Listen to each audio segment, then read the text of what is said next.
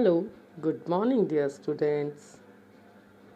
Myself, Umashri Mathur from Kohinoor Kids Secondary School Academy, Nimka, Thana. Dear students, according to timetable, today is the day of social studies in class 6th, and here is our textbook for class 6th, our past part first. Today, we will read and discuss about our chapter second on the trail of the earliest people. Dear students, in our part first of chapter second, we read about the earliest people, why were they, move on, and know about these people, and also chose a place to live in, and also making stone tools, finding out about fire. Now we will read and discuss about a changing environment and rock paintings and what they tell us, who did what, and a closer look hunks about hunts. Now we are starting our topic, a changing environment. Around 12,000 years ago, there were major changes in the climate of the world with a shift to relatively warm conditions in many areas. This led to the development of grasslands. This in turn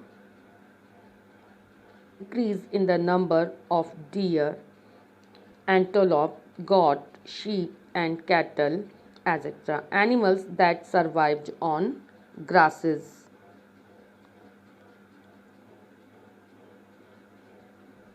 बदलती जलवायु, a changing environment it means बदलती जलवायु। लगभग आज से लगभग 12,000 साल पहले दुनिया की जलवायु में बड़े बदलाव आए। इसके परिणाम स्वरूप कई क्षेत्रों में घास वाले मैदान बनने लगे। इससे हिरण, बारहसिंगा और जो हैं भेड़, बकरी और गाय जैसे उन जानवरों की संख्या बढ़ी जो घास खाकर जिंदा रह सकते हैं। पर्यावरण में बदलाव के कारण या जलवायु में बदलाव के कारण जो हैं कई क्षेत्रों में घास वाले मैदान बनने लगे और घास खाने वाले जानवरों की संख्या जैसे कि हिरण, बारहसिंगा, भेड़, बकरी, गाय बढ़ने लगी। Those who hunted these animals now followed them, learning about their food habits and their breeding seasons. It is likely that this helped people to start thinking about herding and rearing these animals themselves. Fishing also became important. जो लोग इन जानवरों का शिकार करते थे वे भी इनके पीछे आए और इनके खाने पीने की आदतों, फूड हैबिट्स यानी उनके खाने पीने की आदतों और उनके जो रिप्रोडक्शन यानी प्रजनन के समय की जानकारी उन्होंने प्राप्त की। इसके अलावा हो सकता है कि तब लोग इन जानवरों को पकड़कर और जो है अपनी ज़रूरत के अनुसार पालने लगे हों। साथ ही इस काल में मछली भी जो है महत्वपूर्ण थी और वो भी भोजन का एक महत्वपूर्ण हिस्सा थी।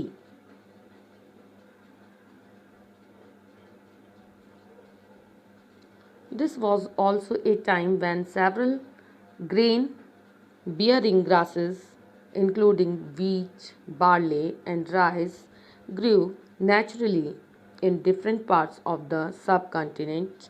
Men, women, and children probably collected these grains as food and learnt where they grew and when they ripened. This may have led them to think about growing plants on their own. महाद्वीप के अलग अलग हिस्सों में गेहूं, जौ और धान जैसे अनाज प्राकृतिक रूप से उगने लगे थे। शायद महिलाओं, पुरुषों और बच्चों ने इन अनाजों को भोजन के लिए बटोरना शुरू कर दिया होगा। देखने लगे होंगे कि ये अनाज कहाँ उगते थे और कब पककर तैयार होते थे। ऐसा करते करते लोगों ने इन अनाजों को खुद पैदा करना यानी उगाना सीख लिया था। Names and dates.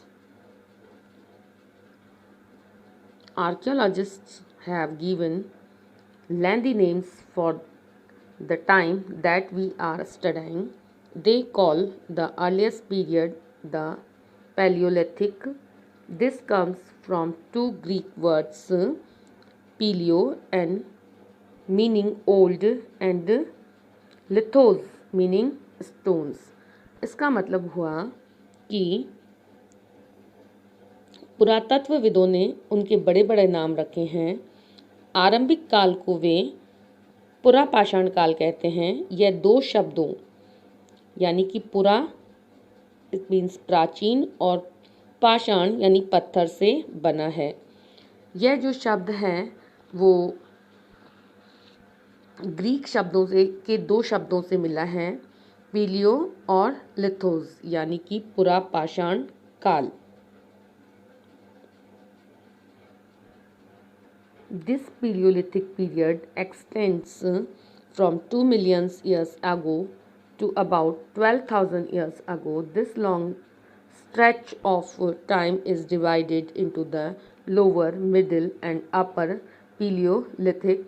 This long span of time covers 99% of human history. इसका यह नाम जो है यानी इस पीरियड का या इस काल का यह जो नाम है पुरापाषाण काल, यह पुरास्थलों से प्राप्त पत्थर के औजारों के महत्व को बताता है। पुरापाषाण काल 20 लाख साल पहले से 12,000 साल पहले के दौरान माना जाता है।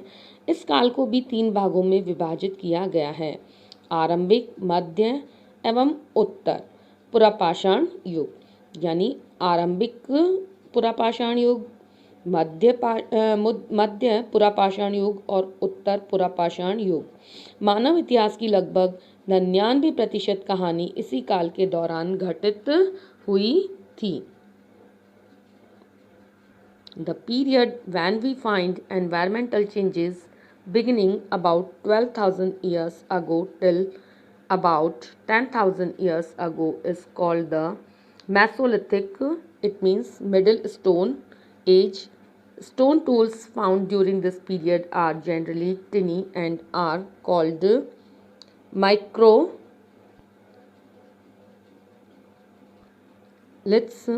Microliths were probably stuck onto handles of bone or wood to make tools such as saws and sickles. At that time, older varieties of tools continued to be in use. ये जलवायु या पर्यावरणीय बदलाव मिलते हैं उसे मेसोलिथ यानी मध्य पाषाण युग या मध्य पाषाण काल कहते हैं। इसका समय लगभग 12,000 साल पहले से लेकर 10,000 साल पहले तक का माना गया है। इस काल के पाषाण औजार आमतौर पर बहुत छोटे होते थे। इन्हें माइक्रोलिथ यानी कि लघु पाषाण कहा जाता था। प्राय इन औजारों में हड्डियों या लकड़ियों के मुट्ठे लगे होते थे, जैसे हंसिया और आरी। ये औजार इस समय के मिलते हैं। साथ साथ पुरापाषाण युग वाले जो औजार हैं वो भी इस दौरान बनाए जाते थे। Look at the illustrations on page number 13. Do you notice any difference in tools belonging to this period?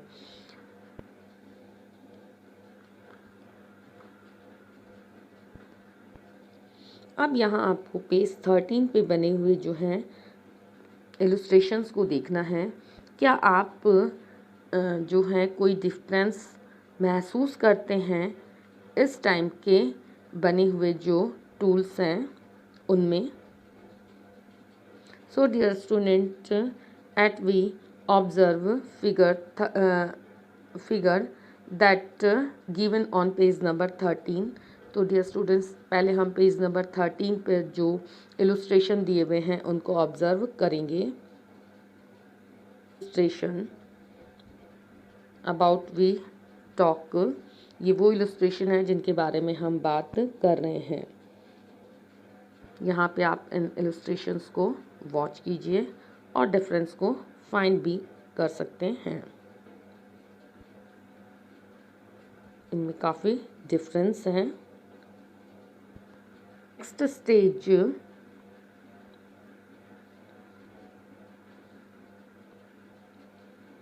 the next stage from about 10,000 years ago is known as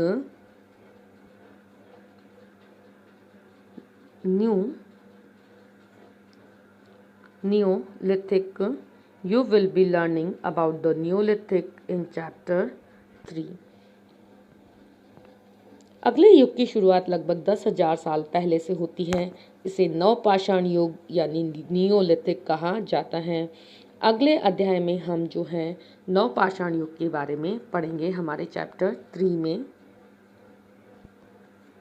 What you think the term Neolithic means? The term Neolithic means the new age of stone, Navpashan Yuga।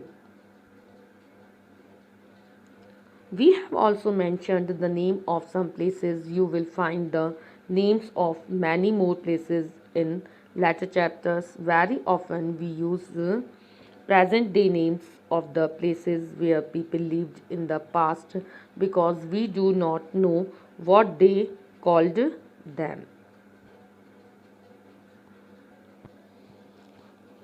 हमने कुछ स्थानों के नाम यहाँ पर दिए हुए हैं। अगले अध्यायों में हम जो है हमें ऐसे अनेक नाम मिलेंगे। अक्सर हम पुराने स्थानों के लिए उन नामों का प्रयोग करते हैं जो आज भी प्रचलित है, क्योंकि हम नहीं जानते हैं कि उस काल में इनके नाम क्या रहे होंगे। Rock paintings and what they tell us.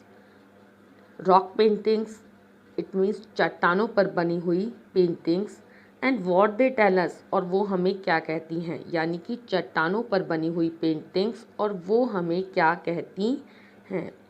Many of the caves in which these early people lived have paintings on the walls. Some of the best examples are from Madhya Pradesh and southern Uttar Pradesh. These paintings show wild animals drawn with great accuracy and skill।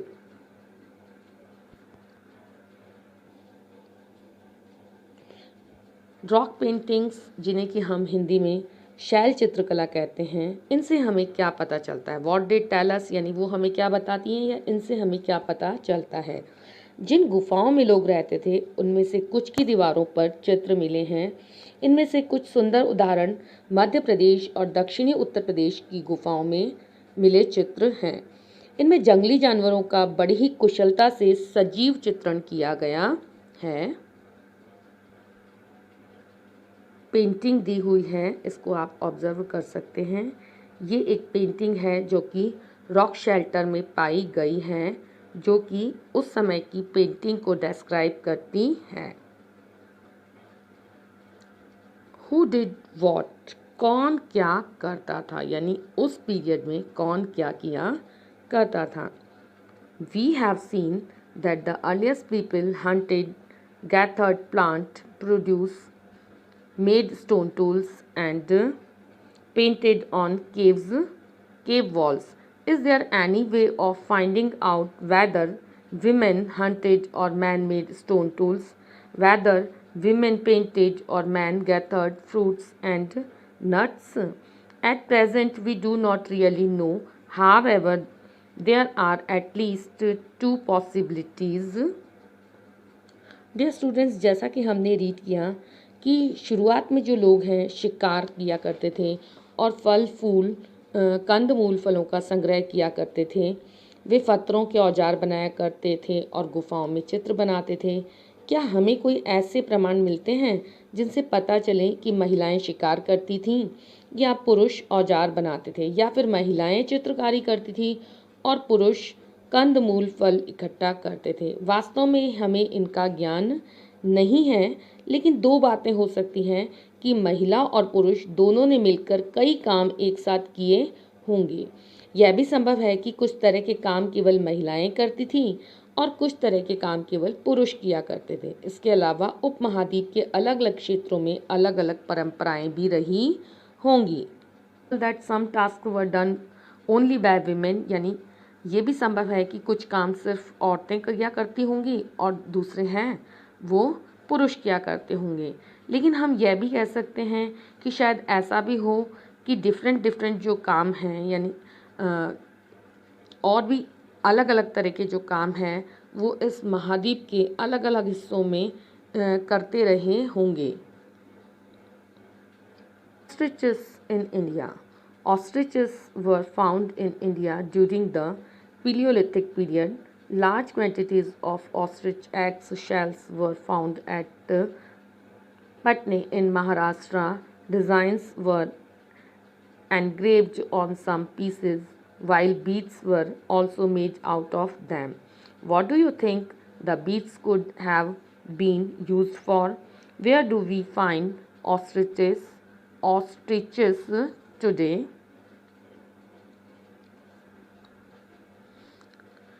Bharat में शुतुरमुर्ग, ostrich यानी शुतुरमुर्ग, भारत में पुरापाषाण युग के दौरान शुतुरमुर्ग होते थे। महाराष्ट्र के पटनेपुरा स्थल से शुतुरमुर्ग के अंडों के भी अवशेष मिले हैं। इनके कुछ छिलकों पर चित्रकारी भी की हुई मिलती है और इन अंडों से मोती भी बनाए जाते थे। इन मोतियों का उपयोग किस लिए किया जाता होगा? आज हमें शुतुरमुर्ग कहाँ मिलते हैं? इन जो क्वेश्चंस के आंसर हैं वो हमें फाइंड करने होंगे। वे जो हैं बीड्स का जो यूज़ है वो ऑर्नामेंट्स बनाने के लिए क्या करते थे, और शुतुरमुर्ग आज हमें कहाँ मिलते हैं, तो ये आपको फाइंड करना है। A closer look Hansgi. Find Hansgi on map 2nd, page 14. A number of early Paleolithic sites were found here.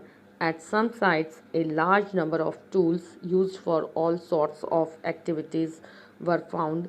These were probably in habitation cum factory sites. In some of the other smaller sites, there is evidence to suggest that tools were made. Some of the sites were close to springs. Most tools were made from limestone, which was locally available. हंसकी का जो है एक छोटा सा observation या inspection, यानी इसका एक सूक्ष्म निरीक्षण। फिगर 2 इट मीन्स मैप 2 पर आपको हंसकी को फाइंड करना है, ये जो कि पेज नंबर 14 पे दिया हुआ है। यहाँ पर पुरापाषाण युग के कई जो हैं पुरास्थल भी मिले थे। कुछ पुरास्थलों से अलग अलग कार्यों में लगाए जाने वाले कई प्रकार के औजार भी मिले थे। ये संभवतः इनके हैबिटेशन और जो हैं फैक्ट्री साइट यानी उद्योग स्थल रहे होंगे। कुछ छोटे पुरास्थल जो थे ये भी यहाँ पर भी औजारों के बनाए जाने के जो हैं हमें एविडेंस मिलते हैं। इनमें से कुछ जो पुरास्थल हैं यानी कुछ जो साइट्स हैं वो स्ट्रीम्स यानी झरनों के निकट थे, और अधिकांश ज़्यादातर जो थे औजार उस समय यानी टूल्स जो थे वो चूना पत्थरों से यानी लाइमस्टोन से बनाए जाते थे। Can you think of a term for the second type of sites? क्या आप दूसरे प्रकार के पुरास्थलों के नाम बता सकते हैं? Elsewhere, it means अन्यत्र, दूसरी जगह। Find France in your atlas. The painting below is from a cave in France. This site was discovered by four school children more than 100 years ago. Paintings like this were made between 20,000 and 10,000 years ago. Many of these were of animals such as wild horses and an older wild form of cattle, bison, woolly rhinoceros, reindeer, and bear painted in bright colors. अब आपको Atlas में है France को find करना है। यह जो image है फ्रांस की एक गुफा की है और इस पुरा स्थल यानी प्राचीन स्थल की जो खोज है आज से लगभग 100 साल पहले 4 स्कूली बच्चों ने की थी। इस तरह के चित्र लगभग 20,000 साल पहले से लेकर और 10,000 साल पहले के बीच के बनाए गए हुए होंगे। इनमें कई जो चित्र हैं वो जंगली जानवरों के चित्र हैं। इनमें जंगली घोड़े और एक तरह की गाय, भैंस, गैंडा, रेनिडियर, बारहसिंगा और सुअरों को गहरे चमकीले रंगों से बनाया गया है। These colors were made from minerals like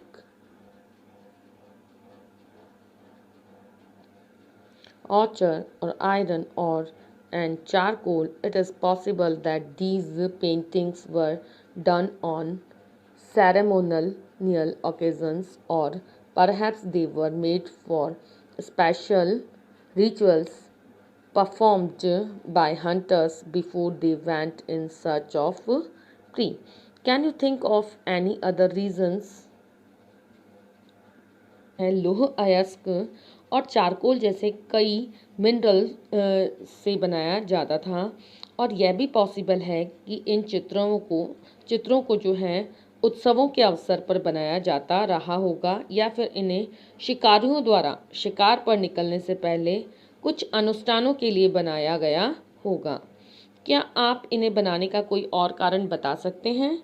yes, हम इसको बनाने का और भी कारण बता सकते हैं कि अर्ली ह्यूमन है वो अपने एंटरटेनमेंट और जो है टाइम पास के लिए भी जो है पेंटिंग्स बनाया करता था। वो अपने मनोरंजन के लिए पेंटिंग्स बनाता था और इसके अलावा है वो समय बिताने के लिए पेंटिंग बनाया करता जब वो फ्री होता था अपने शिकार से या अपने कामों से जब वो फ्री होता था।